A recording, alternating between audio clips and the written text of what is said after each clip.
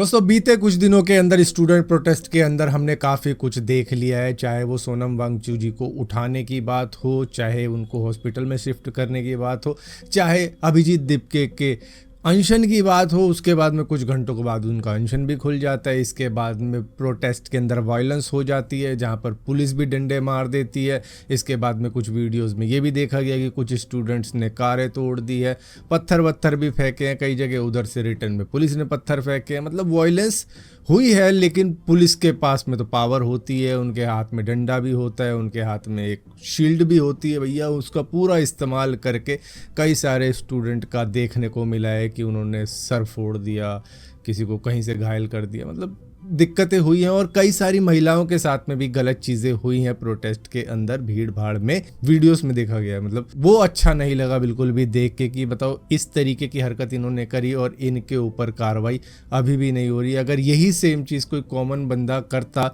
कहीं पर तो शायद वो थाने के अंदर होता। उसके बाद में उसकी वीडियो आ रही थी बिफोर की और आफ्टर की, जहाँ पर वो लंगड़ाता हुआ चलता हुआ बाहर आता पुलिस थाने से, लेकिन यहाँ पे क्या ही वीडियो आएगी। लेकिन एक चीज़ सुनने में आ रही है कि भैया मोदी गवर्नमेंट का मानना ये है कि जो नीट पेपर लीक हुआ है उसमें धर्मेंद्र प्रधान की कोई भी जिम्मेदारी नहीं ठहराई जा सकती, जिसकी वजह से उनको हटाया नहीं जा रहा है। जहां पर बातचीत करने को तो ये राजी हो चुके हैं सीजेपी के साथ में, लेकिन बाकी चीज़ों के लिए अभी राजी नहीं हुए। हाँ, एक चीज़ और है कि कंपनसेशन के ऊपर विचार किया जा सकता है, जहां पर 1 करोड़ रुपए कंपनसेशन देने की बात हुई है, जिनके भी बच्चों की जान गई है इस नीट पेपर लीक के चक्कर में। तो यहाँ पर वो चीज़ है, लेकिन धर्मेंद्र प्रधान के इस्तीफे को लेकर बीजेपी सीरियस है ही नहीं। चाहे पार्लियामेंट के अंदर, मतलब चाहे कुछ देर के लिए ओपोजिशन ने मतलब कुछ इस तरीके की वीडियो खिंचवा ली कि भैया चलो खिंचवा लेते हैं, अच्छा वीडियो खींच दी, चलो चलो सब अपने अपने घर चलो, इस तरीके की। हाँ, स्टूडेंट्स को करने तो जो स्टूडेंट्स वहाँ पर कर रहे हैं। एक चीज़ देखकर बड़ा अफसोस हुआ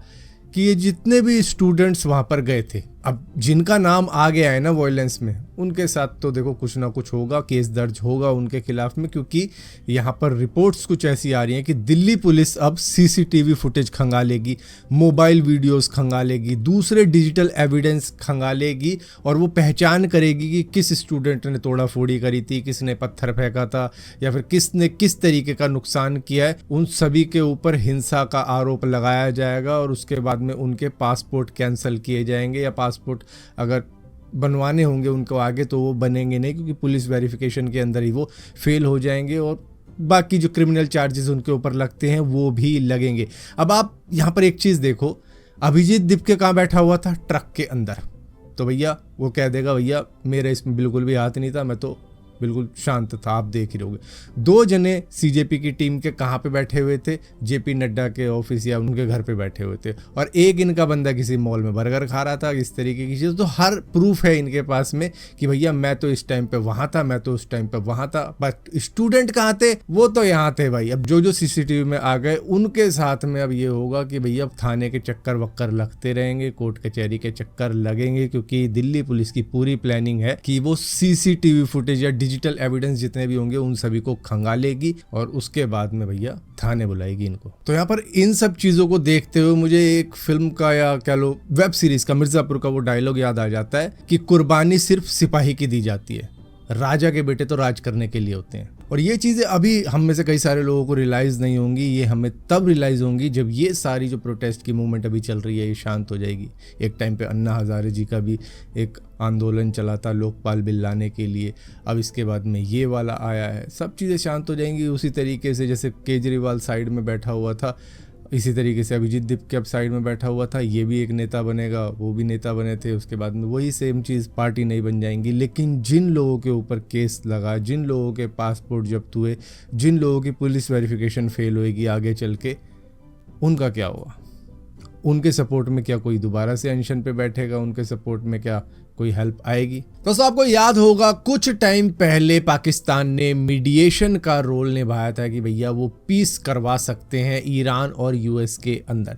तो अब वो उसके एवज में 10 बिलियन यूएस डॉलर की डिमांड कर रहे हैं कि भैया इससे हमारी थोड़ी सी फाइनेंशियल हेल्प हो जाएगी। इसको आप एक तरीके से एक्सचेंज स्टेबलाइजेशन सपोर्ट फैसिलिटी के रूप में देख सकते हो। दरअसल उनका कहना ये है कि भैया इससे क्या होगा कि हमारा जो फॉरेन एक्सचेंज है वो बढ़ेगा, जिससे कि पाकिस्तान पर जो प्रेशर पड़ रहा है आईएमएफ का वो शायद थोड़ा सा कम हो सकता है। और इसी के साथ साथ हमने ईरान वॉर के दौरान में यूएस की काफ़ी ज़्यादा हेल्प करी थी, मीडिएशन का रोल निभाया था, और हम तो भैया नोबेल पीस प्राइज भी दिलवाने की सोच रहे थे डोनाल्ड ट्रंप को। तो इस तरीके की बातचीत करके ये करीबन 10 बिलियन यूएस डॉलर मांग रहे हैं यूएस से, जहां पर अगर यूएस की बात की जाए तो उन्होंने अभी इसको अप्रूव नहीं किया है। मेरे हिसाब से तो भैया अभी वॉर खत्म ही नहीं हुई है, ईरान और यूएस की वॉर तो दोबारा से छिड़ गई है। उल्टा हाउतीज भी अब इसके अंदर कूद चुके हैं, जो अब रेड सी के अंदर जो शिप है उनको भी टारगेट बना रहे हैं। तो ईरान है स्टेट ऑफ हॉर्मुज पे इस तरीके की हरकत कर रहा है, हाउतीज रेबल जो है वो कर रहे हैं रेड सी के अंदर। तो यहाँ पर डोनाल्ड ट्रंप का कहना है कि हाउतीज को अच्छा सबक सिखाया जाएगा, और वहीं पर ईरान का कहना है कि उन्होंने जॉर्डन और कुवैत के अंदर जो यूएस के बेसिस बने हुए मिलिट्री बेसिस, उनके थर्ड रडार सिस्टम को, उनके पैट्रियट सिस्टम को डिस्ट्रॉय कर दिया है। तो यहाँ पर ईरान के अलग क्लेम आ रहे हैं। तो भैया इनकी वॉर भी चल ही रही है, जिसका इफेक्ट इंडिया को इस तरीके से देखने को मिल रहा है कि रुपीज अब और गिर रहा है, मतलब कि ऑलमोस्ट $1.97 का होने जा रहा है, कुछ पैसे ही बच रहे हैं बस। और एक बात मैं और बता दूं कि हमने ईरान के अंदर चाहबार पोर्ट को बनाया था, उसको यूएस ने डिस्ट्रॉय कर दिया है। वहां पर हमने कई बिलियन यूएस डॉलर की इन्वेस्टमेंट करी थी कि भैया ये पोर्ट हमारा हो गया है, लीज पर हमने ले लिया इतने सालों के लिए उतने सालों के लिए, लेकिन यूएस ने अच्छी दोस्ती निभाते हुए उसको भी डिस्ट्रॉय कर दिया। यहीं पर दोस्तों आप सभी के लिए एक अच्छी खबर है, जो भी लोग चार धाम जाना चाहते हैं, कि उत्तराखंड के रुद्रप्रयाग में 900 मीटर लंबी एक टनल कंस्ट्रक्ट ऑलमोस्ट हो चुकी है, जो कि बद्रीनाथ हाईवे को केदारनाथ हाईवे से सीधा कनेक्ट करेगी। इस प्रोजेक्ट के अंदर अलकनंदा रिवर पर करीबन 200 मीटर लंबा डबल लेन ब्रिज बनाया गया है, जो कि अब फाइनल स्टेज के ऊपर ही है, और 31 अगस्त के बाद में इसके ऊपर व्हीकल ट्रायल भी शुरू होने की उम्मीदें बताई जा रही हैं। और अगर ये ट्रायल सफल रहा तो चारधाम यात्रा का एक बड़ा हिस्सा नए टनल और ब्रिज रूट से गुजरेगा, जिससे कि यात्रा और भी ज्यादा स्मूथ हो जाएगी और भी कम टाइम लगेगा। वरना आपको रुद्रप्रयाग मार्केट और जवारी बाईपास मार्केट के थ्रू होके जाना पड़ता था, जिससे कि मतलब भीड़ भड़के का भी सामना करना पड़ जाता है, क्योंकि वो रोड थोड़ा पतला है, जिसकी वजह से आपको घंटों तक वेट भी करना पड़ जाता था कि एक तरफ का ट्रैफिक क्लियर होगा तब आपको छोड़ा जाएगा। तो सब कश्मीर से एक बहुत ही सैड खबर निकल कर आ रही है सामने कि अनंतनाग के लाल चौक एरिया में टेररिस्ट आए